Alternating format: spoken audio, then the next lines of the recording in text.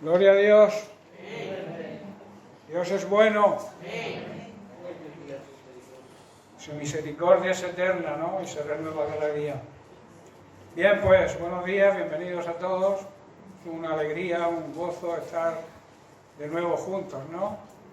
Las semanas ahora se hacen muy largas, pero gracias a Dios que podemos reunirnos, podemos estar los hermanos juntos, con un mismo enfoque, con un mismo sentir, que no es otro que es alabar a nuestro Dios, porque Él se lo merece, ¿no? Él es digno, merecedor de toda nuestra alabanza, y también de todo nuestro enfoque diario, ¿no? Todo lo que no hagamos, digamos, para glorificar a Dios, aún en nuestro trabajo, en nuestras faenas de casa, en cualquier circunstancia, todo lo que hagamos que no sea con el propósito de glorificar a Dios, no sirve, ¿verdad? O sea, uno se llena de gozo cuando sabe que Dios está detrás de ti, que está compartiendo contigo, ¿no? Y tú estás compartiendo con Él cada momento de tu existencia. Es un privilegio ser hijos de Dios, ¿o no? Y yo diría un gran privilegio, un gran honor pertenecer a la familia de Dios. Bien, pues quiero continuar con el tema que comenzamos la semana pasada, que eran que la Biblia enseña unos principios básicos y esenciales para que nuestra evangelización sea efectiva. Vamos a hacer un pequeño repaso para ponernos al día, ¿no? A mí me gusta siempre repasar un poco cuando, digamos, la predicación es continua, o sea, no termina un domingo, sino que se alarga al siguiente. Pues es bueno recordar un poco lo que tratamos la semana pasada. Y basábamos esto en estos principios, empezamos a verlo y a estudiarlos en el libro de Mateo. Y empezamos, si recordáis, empezamos leyendo la Gran Comisión, lo que Jesús nos encargó, o les encargó a sus discípulos y también a nosotros, en un monte de Galilea, momentos antes de partir hacia el cielo, cumplido ya su ministerio aquí en la tierra. Y dice así el verso 18 de Mateo 28, y Jesús se acercó a sus discípulos y les habló diciendo: toda potestad, o sea, toda autoridad, todo derecho legal, me es dada en el cielo y en la tierra. O sea, en otras palabras, Dios me ha dado todo el poder para gobernar sobre todo el universo. Y el verso 19 dice: por tanto, o sea, como consecuencia de esto, tenéis que ir y hacer discípulos. No es una opción, es un mandamiento, decíamos. Y discipular, que significa enseñar a todas las naciones, bautizándoles en el nombre del Padre y del Hijo y del Espíritu Santo. Y aquí hacíamos un recuerdo de que estas palabras no las dice cualquiera, las está diciendo el mismo Jesucristo. Para aquellos que niegan este bautismo, simplemente una aclaración. Y el verso 20 dice: enseñándoles que guarden, o sea, que obedezcan todas las cosas que os he mandado, y he aquí yo estoy con vosotros. Esta es la gran promesa de Jesús: yo estoy con vosotros todos los días hasta el fin del mundo, hasta la consumación de los tiempos. Aquí vemos que el propósito de Mateo, y también un principio para nuestra efectiva evangelización, es el enfoque que hace él lo hacía para los creyentes judíos, pero indirectamente también nos lo hace a nosotros hoy, y es demostrar la naturaleza divina de Jesucristo. Jesucristo es Dios. Mateo intenta probar a los judíos que Jesucristo es el Mesías prometido y mencionado por los profetas en el Antiguo Testamento. Mateo escribió este evangelio con un fin y un propósito, y era enfocar a sus lectores que él había sido un testigo presencial de la vida de Jesucristo y le conocía perfectamente. Y entonces les quería asegurar, les quería transmitir que Jesucristo era el Hijo de Dios y por tanto el Mesías que esperaban. Y también demostrar que el reino de Dios se manifestó en Jesucristo de una forma completamente sin precedentes. El reino de Dios tanto anunciado en el Antiguo Testamento, por los profetas, vuelvo a repetir, ese reino de Dios se manifestó de una forma rotunda con la presencia de Jesucristo, con la presencia del Mesías. Por tanto, el motivo de Mateo y el motivo y el propósito que debe haber en nuestra evangelización es demostrar la naturaleza divina de Dios. De Jesucristo, debemos predicar a Jesucristo como Dios. Todo aquel que niegue que Jesucristo es Dios, la Biblia lo llama maldito, anatema. Por eso el enfoque primordial y principal de Mateo, y que debe ser un principio básico en nuestra evangelización, es asegurar y demostrar con nuestra vida y con nuestro testimonio que creemos en Jesucristo como Dios, y Dios verdadero.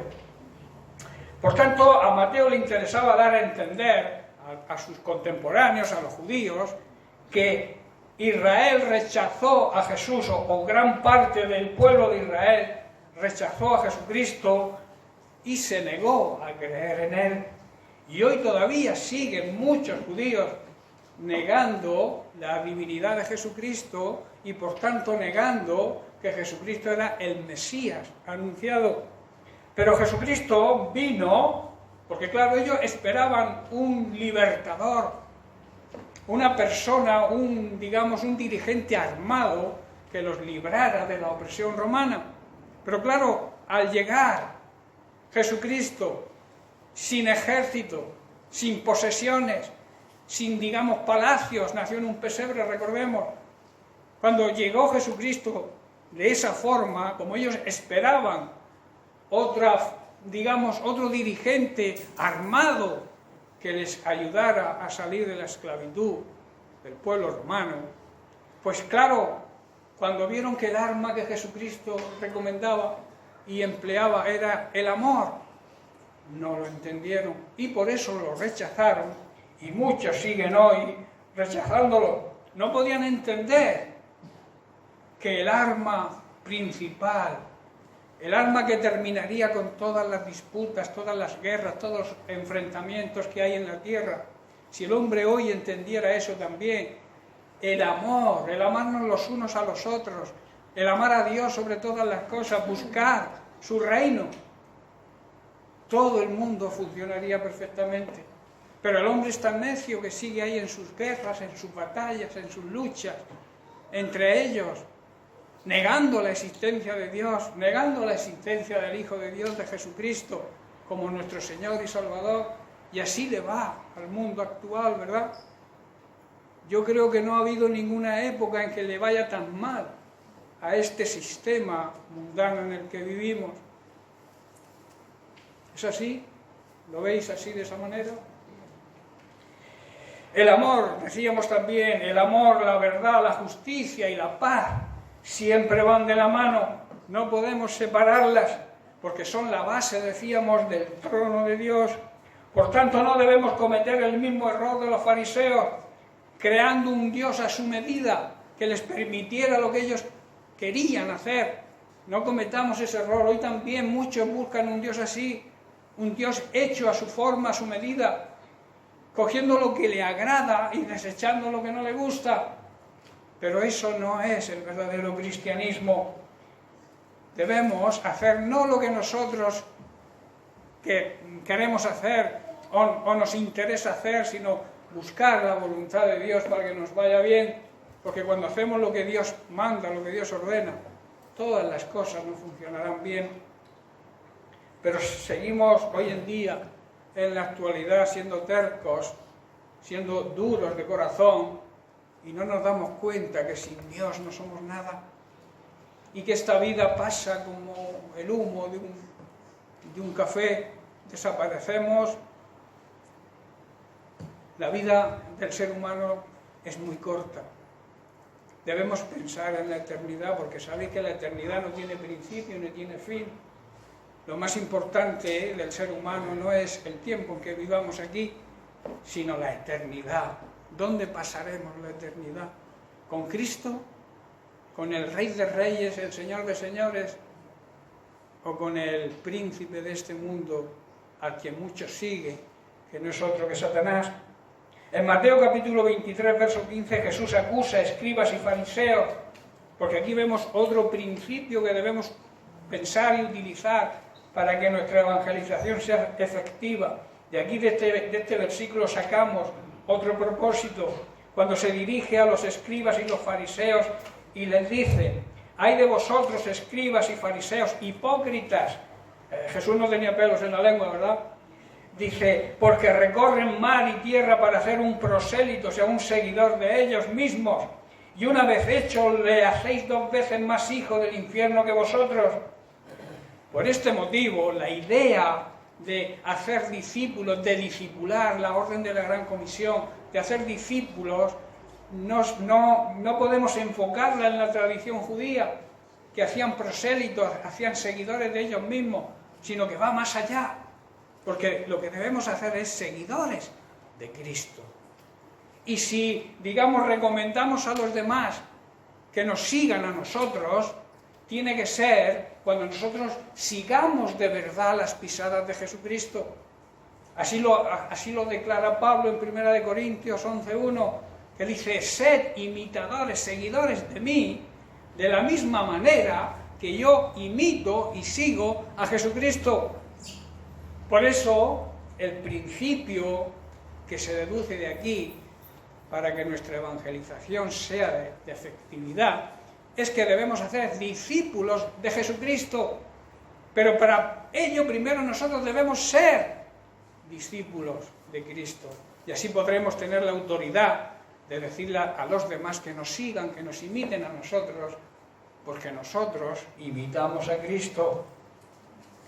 Por tanto, para terminar este repaso, discipular es encargar, es enseñar, lo que Jesucristo nos dijo que hiciéramos en la Gran Comisión, que significa hacer discípulos de Él. Ahora, sigamos analizando el léxico, o sea, la forma de expresión empleada por Jesús en la Gran Comisión. En relación a las palabras declaradas por Jesús, seréis testigos, decir que Isaías ya predijo, o sea, lo anunció, que Israel sería un testigo a las naciones, y sería un testigo hoy también, en los tiempos del fin. Lo leemos en Isaías 42, los versículos del 5 al 8. Aquí vemos hablando proféticamente. Dios, el Señor, creó los cielos y los extendió, creó la tierra y todo lo que hay en ella. Él es quien da aliento a cada uno y da vida a todos los que caminan sobre la tierra.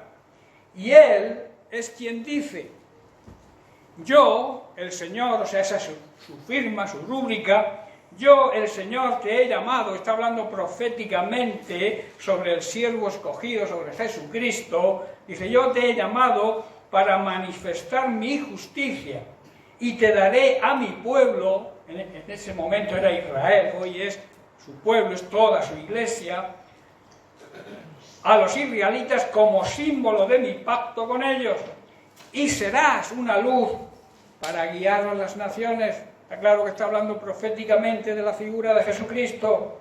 Y el verso 7 dice: abrirás los ojos de los ciegos, tanto físicos como espirituales, pondrás a los cautivos, a los presos, los libertarás, o sea, les darás libertad de esas ataduras, soltando a los que están en calabozos oscuros, que quiere decir en prisiones de oscuridad. La temible depresión de este siglo, las personas se deprimen, se vienen abajo, se hunden, llegan a suicidarse por este motivo, y es porque falta Dios en su vida. Nadie que tenga a Dios en su corazón anda en estas sombras de oscuridad, en estos calabozos, en estas prisiones de oscuridad, porque tiene la luz de Cristo. Amén. Y también vemos cómo todo esto se cumplió en el ministerio de Jesús. En Isaías 58:6 también hay algo importantísimo. Dios hablando a Isaías por boca, o sea, Dios por boca de Isaías, Dice, ¿no es más bien el ayuno que yo escogí desatar las ligaduras de impiedad, soltar las cargas de opresión y dejar ir libres a los quebrantados y que rompáis todo yugo? Ese es el ministerio continuo que debe ser por parte de la Iglesia de lo que Jesús hizo aquí en la tierra, porque todo esto lo hizo Jesucristo. Alguien me decía hoy que ¿qué es desatar? Desatar es lo que dice aquí proféticamente Isaías y lo que dijo Jesús sobre el perdón. Hay personas, digamos, creyentes que se pasan la vida desatando demonios y atando demonios. Pero no se trata de eso. Se trata de desatar lo que hacen los demonios. ¿Qué hacen los demonios? Atar a las personas. Con la droga, con la pornografía, con la bebida, con tantas y tantas ataduras que hay hoy en día. Y Dios nos llama, envió a Jesucristo a desatar ese tipo de cosas. Y nos llama a nosotros hoy a hacer lo mismo. Por eso dice, no es el ayuno verdadero que desatéis. No a los demonios o atéis a los demonios, sino desatar a las personas que están atadas, a las personas que están presas de tantas cosas, de tantas ataduras que hay hoy en día. Hoy Jesús sigue ejerciendo ese ministerio, pero ¿sabéis cómo? A través de su Iglesia. Nosotros tenemos la obligación, por eso nos dio la autoridad, nos delegó su autoridad, para seguir, para continuar el ministerio de Jesucristo. La Iglesia verdadera debe hacer eso, debe desatar las ligaduras de los demás, de los que andan presos, porque debemos saber que nosotros somos su cuerpo, la Iglesia es el cuerpo de Cristo y que debemos obedecer a la cabeza que es Cristo. Y la cabeza nos dio esa orden antes de partir, ¿no? Y, mandamiento, y hacer discípulos, predicar el Evangelio. ¿A quién? A toda su creación. Hay muchos que están pensando en evangelizar en el Congo belga y luego en su escalera no saben ni que son cristianos. Empieza por tu Jerusalén, empieza por tu familia, por tus vecinos, por tus amigos. Ese es el orden de la evangelización. Evangelizar, dar testimonio también, a veces no es necesario ni hablar, sino simplemente dar un buen testimonio. Y eso hará que la gran manifestación sea efectiva.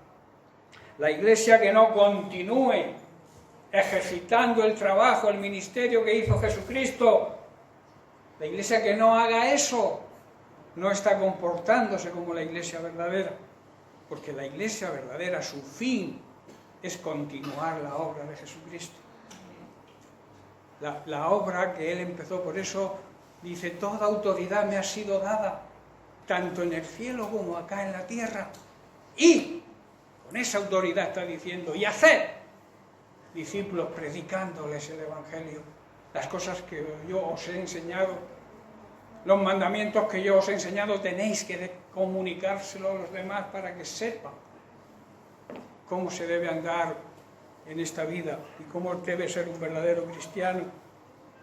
Eso es lo que quería decir Jesús cuando dijo, seréis testigos, testificaréis, daréis testimonio de mí.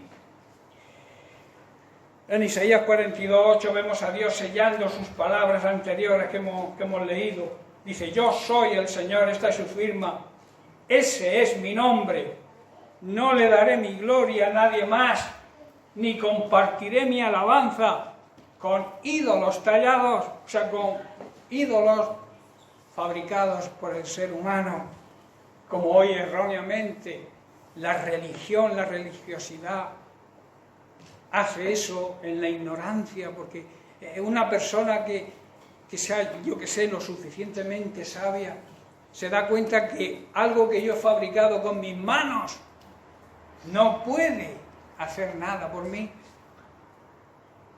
pero caen en la necedad, digamos en la tradición que han heredado de sus antepasados, va transmitiéndose de padres a hijos esa necedad y no se dan cuenta de la realidad, que nosotros adoramos, servimos a un Dios vivo y un Dios que mora dentro de su iglesia y mora dentro de cada hijo suyo a través del Espíritu Santo. Seguimos analizando las afirmaciones de Jesús en la Gran Comisión. Luego añade, estaré con vosotros. Esto nos lleva, digamos, a la literatura judía, a lo que se llamaba la omnipresencia de Dios. Dios está presente en cualquier lugar, es uno de sus atributos. Y luego esa afirmación de que Jesús estaría siempre con nosotros demuestra que Jesucristo es Dios por su omnipresencia. Nadie que no sea Dios puede cumplir este requisito, tiene este atributo de la omnipresencia, de estar en cualquier lugar. Jesucristo tiene ese atributo porque Jesucristo es Dios. Amén. Luego dice, toda autoridad, como hemos visto, me ha sido dada. Jesús dice que se acercó a ellos, a sus discípulos, y les hizo esta asombrosa afirmación. Habló de su autoridad como en el cielo, pero con una perspectiva universal aquí en la tierra. Dicho de otra forma, que Dios le concedió todos los recursos de autoridad que Él tenía en el cielo para que los ejerciera aquí en la tierra. Por eso Él actuaba con autoridad. Él le hablaba a los demonios y los demonios huían, salían de las personas. Él sanaba enfermos, Él libertaba a los cautivos, levantaba a los que estaban quebrantados de corazón, o sea, estaban rotos, estaban hechos polvo, como se suele decir, ¿no? Y Él ejercía, ¿por qué? Porque tenía la autoridad delegada de Dios, la misma que tenía como Dios en el cielo. Jesucristo la tiene aquí en la tierra para hacer lo mismo. Y vamos a ver algunos ejemplos de ese poder terrenal, de esa autoridad terrenal que tenía Jesucristo. Leemos en Mateo capítulo 7, verso 29. Dice, porque lo hacía, o sea, todo lo que Él hacía, lo hacía con verdadera autoridad. Algo completamente diferente de lo que hacían los maestros de la ley religiosa de aquella época. En otras palabras, Jesús les enseñaba como aquel que tiene la máxima autoridad y no como enseñaban los escribas y los fariseos y los religiosos de la época. Había una gran diferencia entre Jesús y los religiosos. Por eso en Mateo capítulo 11, verso 27, Jesús declara, mi Padre me lo ha confiado todo. O sea, Jesucristo tenía la plena confianza del Padre. Nadie conoce verdaderamente al Hijo excepto el Padre. Y nadie conoce verdaderamente al Padre excepto el Hijo. Y aquellos a quienes el Hijo decide revelárselo. Ahora, esa autoridad ilimitada, o sea, esa autoridad que no tiene límites, que incluye el universo, el cielo y la tierra, la tiene aquí, como he dicho, y debemos enfocar nuestra evangelización en ese sentido, en decir que Jesucristo, porque muchos dicen Jesucristo vino y se fue y está en el cielo. No, Jesucristo sigue ejerciendo su autoridad, sigue haciendo milagros, sigue convirtiendo, cambiando las vidas de las personas hoy en día a través de nosotros, a través de su iglesia. Por eso no debemos descuidar el principio básico en nuestra evangelización, demostrando que Jesucristo es Dios, haciendo discípulos no nuestros, sino de Jesucristo, y también transmitiendo la autoridad de Cristo delegada a la iglesia hoy en día. ¿Estáis comprendiendo, hermanos?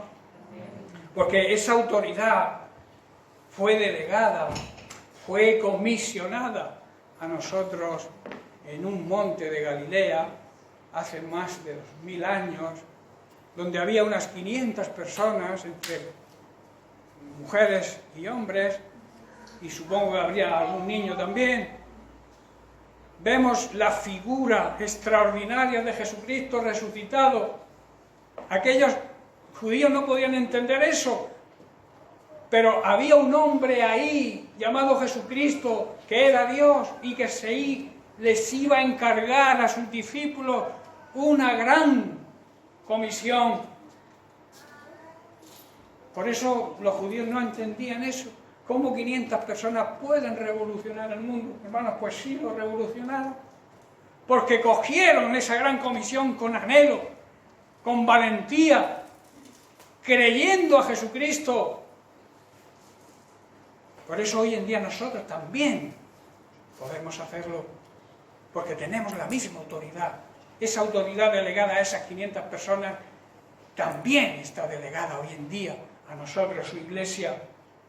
Por eso debemos imaginarnos esa escena en ese monte de Galilea, a Jesucristo comisionando a estas 500 personas y además convenciéndoles de que lo podían hacer, que podían conquistar el mundo. Hoy en día en las empresas hay ciertos máster que influyen, que te empujan a que puedes hacer cosas que ni te imaginas. Pero ese máster ya lo dio Jesucristo en Galilea, de que podemos hacer todo lo que nos propongamos en su poder y en su autoridad. Y lo que tenemos que hacer con prioridad es ejercitar la gran comisión y estar convencidos de que podemos y hacerlo con gran pasión, con poder y con autoridad, porque tenemos la autoridad de parte de Dios. En Hebreos capítulo 1, verso 8 dice: pero recibiréis poder cuando el Espíritu Santo descienda sobre vosotros y seréis, vuelvo a decir, mis testigos, y le hablarán a la gente acerca de mí en todas partes. Hermano, eso es un privilegio. No tomarlo como una obligación. Es un privilegio, es un honor servir a Dios en la gran comisión. Predicar el Evangelio a toda la creación es un gran privilegio que tenemos hoy, la Iglesia de Jesucristo. Y añade, en Judea, en Jerusalén, por toda Judea, en Samaria y hasta los lugares más lejanos de la tierra. Digamos que es la espiral de la evangelización, empezando por lo cercano y ampliando el cerco hasta llegar a los últimos lugares de la tierra. Ellos todavía, esos 500 personas que estaban ahí viendo ascender a Jesucristo a los cielos, todavía no les había llegado ese poder, pero creyeron en la promesa de Jesús y esperaron el derramamiento del Espíritu Santo. Y ahí es donde empieza el verdadero trabajo de la Iglesia, al recibir ese poder y actuar con valentía como hicieron. Pedro, digamos que era algo, cobardica, negó a Jesús 3 veces por miedo a que le repercutiera a él el problema, pero luego dice que después de recibir el Espíritu Santo, la promesa, se comportó como un valiente, ¿verdad? Y en su primer sermón se convirtieron 3.000 personas, hermano. ¿Entendió la gran comisión Pedro? Claro que la comprendió y se levantó de ese monte. Yo me figuro ahí a Pedro levantándose del monte, en el monte de allí donde Jesucristo ascendió a los cielos, y animar a los demás a que siguieran las órdenes de Jesucristo y esperaran la promesa. Y cuando recibieron la promesa, empezó el ministerio de la Iglesia. Y ese ministerio es un ministerio abierto. El libro de los Hechos es un libro, es un libro abierto, porque sigue escribiéndose. Es, la historia de la Iglesia, y la Iglesia permanece activa. Por eso no podemos dormirnos, no podemos caer en la apatía, en el conformismo, en aceptar cualquier situación. No podemos hacerlo, hermano. Tenemos que ser valientes, levantarnos. Con alguien hablaba yo esta mañana que le decía que el cuerpo humano tiene un gran poder, tiene una fuerza enorme, ni lo podemos imaginar hasta dónde puede llegar, la fortaleza de un cuerpo humano. Pero cuando tú ese cuerpo humano lo habitúas a no hacer nada, te cuesta luego arrancar.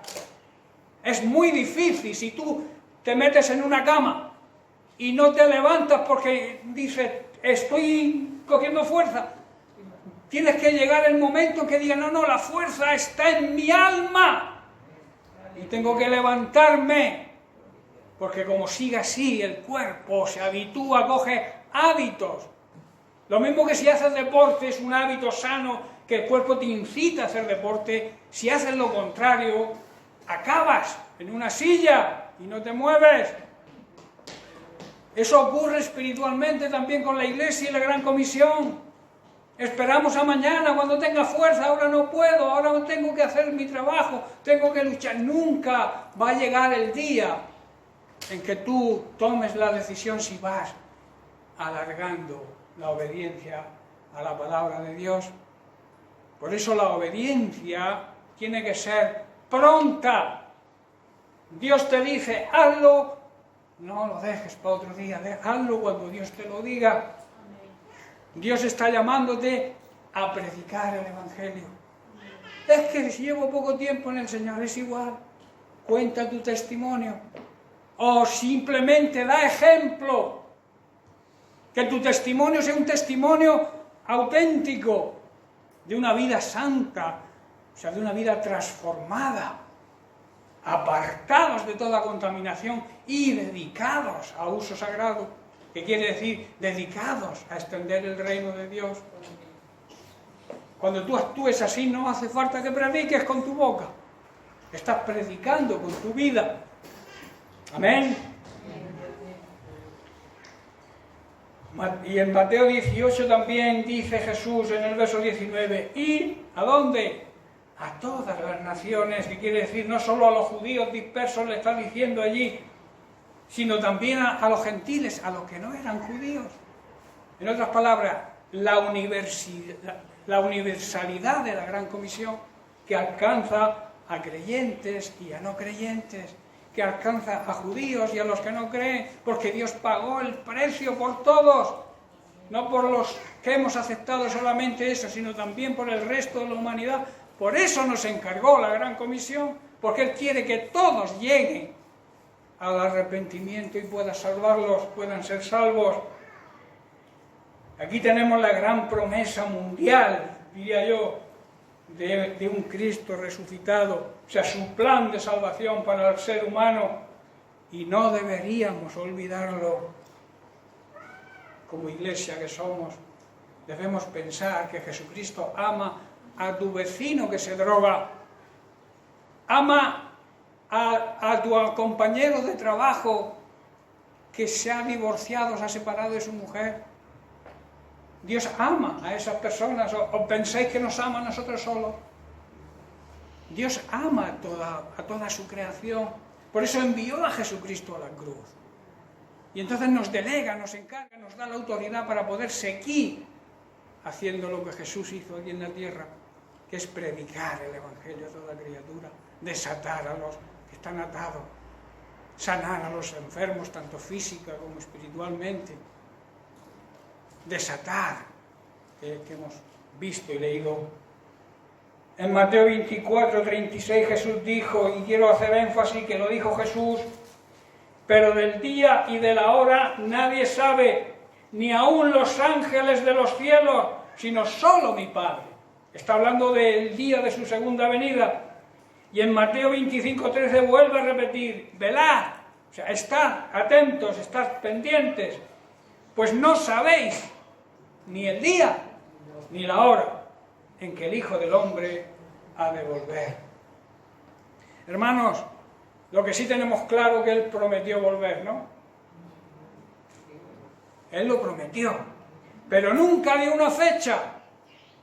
Por eso yo cuando oigo por ahí las barbaridades que oigo de que alguien dijo que yo soy el segundo precursor de la venida de Cristo y Cristo me ha revelado, Dios me ha revelado que va a venir el 23 de marzo del año 2026. Yo digo, ¿de dónde sacan eso? Si la Biblia es bien clara El propio Jesús dice, no sabéis, estar atentos, porque puede ser hoy, puede ser dentro de 20 años, pero puede ser dentro de 5 minutos. Estar atentos, está diciendo, porque no sabéis. Ni yo mismo lo sé, ni los ángeles, solamente el Padre lo sabe. Preguntarle al Padre. Pero hay quien osa romper la Biblia, pisotear la Biblia, que yo llamo, anunciando que Jesús va a venir tal día y a tal hora. Lo que sí tenemos que tener claro es una cosa, que puede venir en cualquier momento, pero nosotros, el mero hecho de que esté cerca por las señales que estamos viendo, no quiere decir que abandonemos nuestro ministerio. Debemos predicar como si Jesús no fuera a volver nunca. ¿Estáis comprendiendo? Amén. Debemos predicar, hacer la gran comisión, aunque sepamos que está muy cerca. Nuestro trabajo tenemos que continuarlo, como si no viniera mañana o pasado, cuando Él decida. Cuando el Padre decida enviarlo de nuevo. Pero Él va a venir de otra manera. Entonces sí vendrá con autoridad para destronar a todos los reyes de la tierra y someterlos a su gobierno.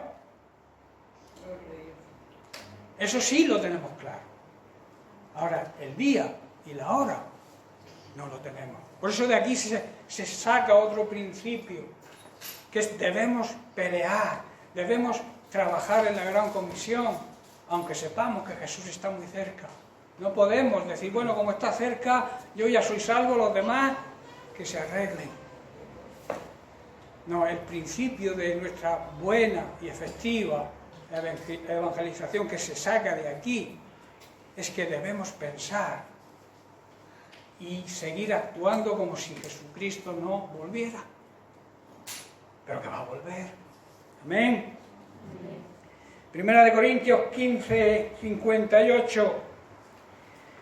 Por tanto, mis amados hermanos, está diciendo Pablo, permanezcan fuertes y constantes, perseverantes, trabajen siempre. Siempre quiere decir en cualquier circunstancia, en cualquier tiempo, en cualquier ocasión, te vaya bien, te vaya mal. Está diciendo, trabajen siempre para el Señor, con entusiasmo, porque saben que nada de lo que hagan para el Señor es inútil.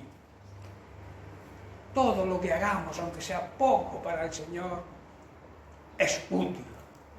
No es inútil, no es vano. Debemos saberlo y Pablo lo hace resaltar ahí en su primera carta a los Corintios, que hemos leído, capítulo 15, verso 58. Debemos dejar, por tanto, la segunda venida de nuestro Señor Jesucristo.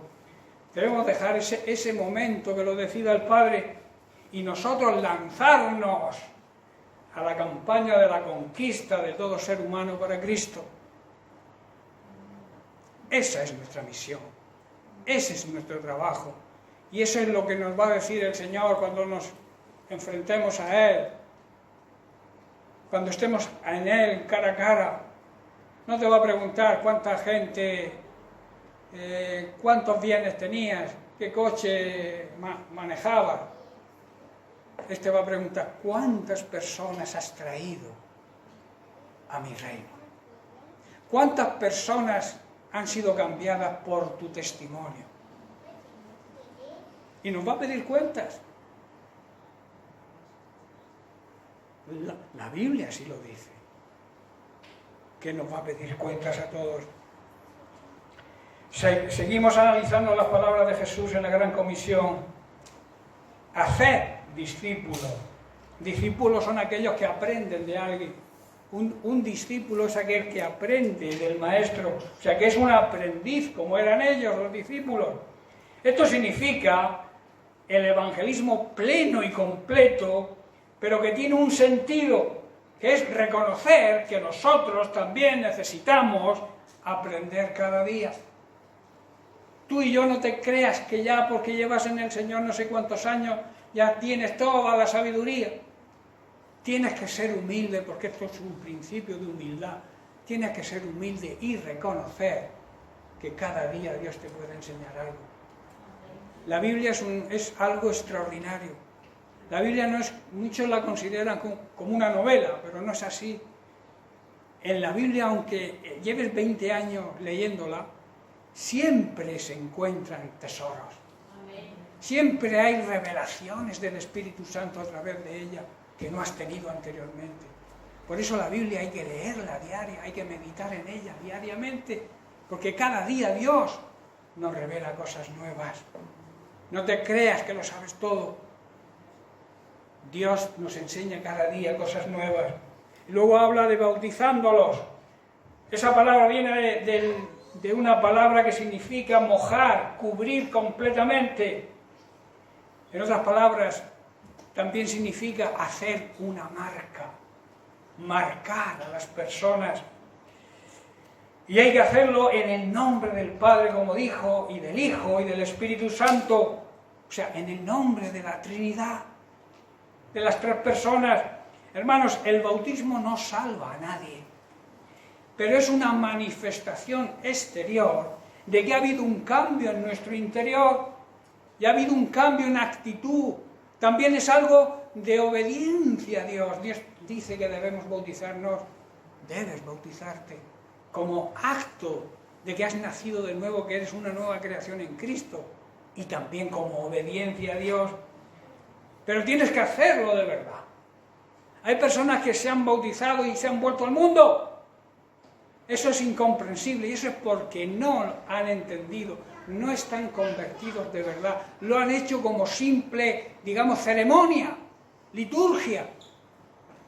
Como hacen con los niños pequeños en la Iglesia Católica, los bautiza y ellos que saben. Es un acto litúrgico, es una ceremonia. Quien toma así el bautismo, claro, a los pocos días el diablo lo tienta y se vuelve al mundo. Porque hay que hacerlo convencido de lo que uno está haciendo.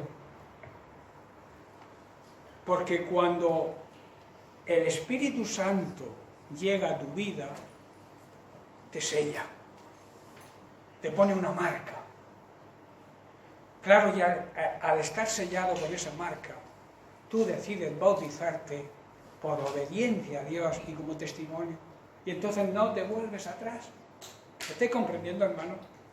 Si hemos sido sellados, yo cuando hablo del sello, veo cuando yo tenía la empresa, que para que un documento tuviera, digamos, fuerza, había que ponerle el sello y encima la firma.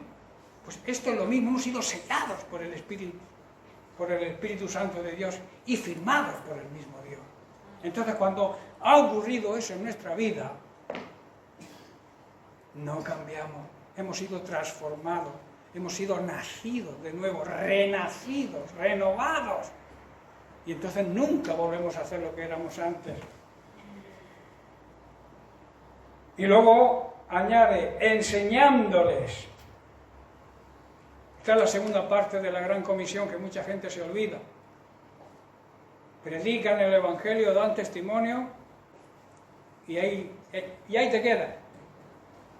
La segunda parte de la comisión, de la Gran Comisión, es tan importante como la primera, que es enseñarles, adoctrinarles. Nosotros debemos aprender primero, claro, para poder enseñar, pero el mandamiento es que enseñemos a aquellos que discipulamos.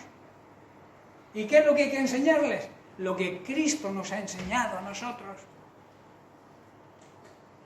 para que sean seguidores de Cristo. Eso significa adoctrinar, a que aprendan lo que nosotros hemos aprendido. Claro, si nosotros no hemos aprendido bien, existe un problema serio, que es que lo que vamos a transmitir a los demás no va a estar bien. Por eso debemos buscar la palabra de Dios en su esencia, la palabra de Dios sin contaminar, la palabra de Dios que es viva, que es eficaz, es aquella que no está contaminada, que no está torcida por el ser humano. Los cristianos, digo cristianos hablando en general, a veces quizá hemos sido lentos en entender esto, en entender que debemos enseñar a aquellos que discipulamos, porque eso tiene un gran valor a lo que se llama hoy en día la educación espiritual. Debemos también poner en práctica esa parte de la Gran Comisión. y recordar la gran promesa de Jesús. Él está con nosotros. Y no quiere decir que esté ahí, digamos, sin hacer nada. Está con nosotros, quiere decir, está trabajando con nosotros. O sea, no nos deja solos. Nosotros no estamos solos cuando ejercitamos la gran comisión. Él está con nosotros porque lo ha prometido y Él es Dios y no es hombre para mentir. Y si Él ha prometido que estará con nosotros, ¿se va a ir de nuestro lado? Quizá tú abandones tu trabajo o lo que debes hacer, pero Él no. Él es fiel y Él se mantiene cerca de ti para ayudarte. Si le pides ayuda, claro. Tampoco te va a obligar. Él no obliga a nadie. Él te da el mandamiento. La decisión de obedecer o no es cosa nuestra. Por eso lo que Cristo trata de comunicar es que debemos dar lugar como parte importante de la gran comisión a la educación de lo que significa el nuevo nacimiento, la conversión y la regeneración, adjudicándole la importancia que esto tiene. Las enseñanzas constituyen una gran parte de gran peso en la obra de Dios, en el trabajo de la Iglesia. La gran comisión termina, como he dicho, con esa grandiosa promesa: yo estoy con vosotros. Esa es una bendita promesa. Y eso nos tiene que dar esperanza. ¿Sabéis lo que significa esperanza? Esperanza es la virtud que cree lo que Dios dice. Y cuando tú crees lo que Dios dice, vives en esa preciosa esperanza de que Él va a cumplir lo que dice. Amén. Él dijo, estaría con los discípulos incluso cuando estos le abandonaran.